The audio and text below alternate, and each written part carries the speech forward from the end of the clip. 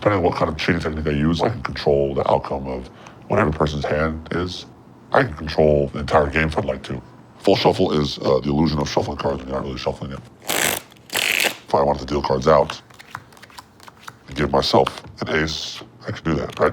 Even though I shuffle the cards, or seemingly shuffle the cards. So I can still shuffle those cards again, right?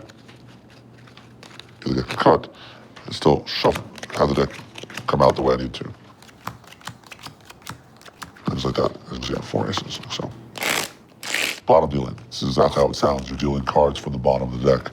So if in this case I have 4 aces, if I put those on the bottom, and at the exact moment I'm lining up the bottom card and the top card together, peeling the bottom card and retracting the top card. At full speed, you wouldn't be able to see it all.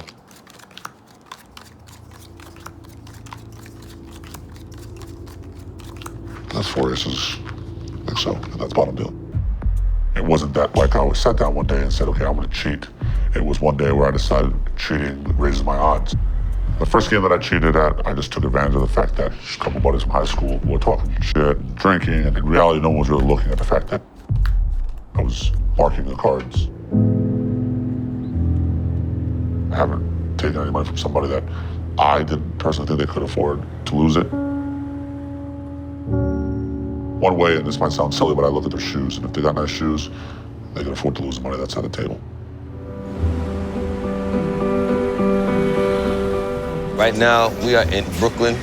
We're about to meet a couple of dudes that they rob poker games. Why do you only target illegal games? What is your main, what is the science behind that? They can't call police.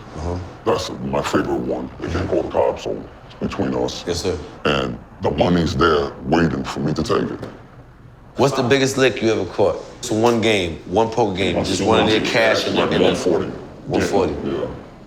Yeah. So you split that between us two, the driver, and the person who put us on. Still a decent. I mean, for what? For 5 minutes of work? Yeah. Like, how do you sort out the games that you think are easy prey? I mean, the reality is none of them are easy prey. It's all a calculated move. To rob those spots, you gotta have an inside job. So whether it's the waitress, whether it's one of the bartenders, whether it's security guard, the last one we did was the security guard. And he let me know who was holding, who wasn't holding, how many people was there, and he told me how much paper would be there. So when I went, I expected to see that much paper. I go see the spots, scope the spot out for about a week or two, just to get the layout, my routes to leave. How many games have you robbed? Quite a few. I robbed about 5.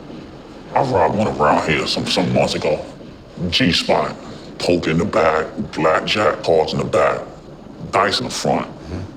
I go in there to shoot dice just to watch everything.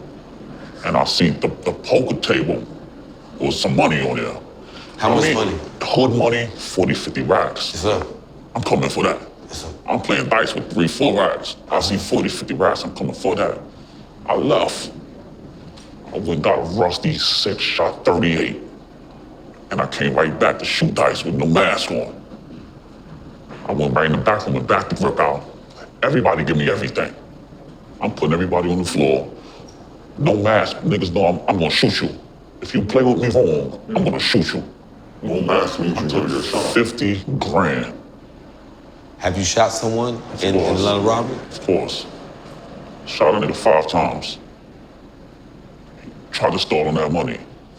I got what I came for, and he got what he had coming to him. And I walked out of there with a few 10 bands. But when it's between me and you, either you gonna die or I'm gonna die. And I'm not gonna die. For that paper, I knocked Jesus Christ off, man.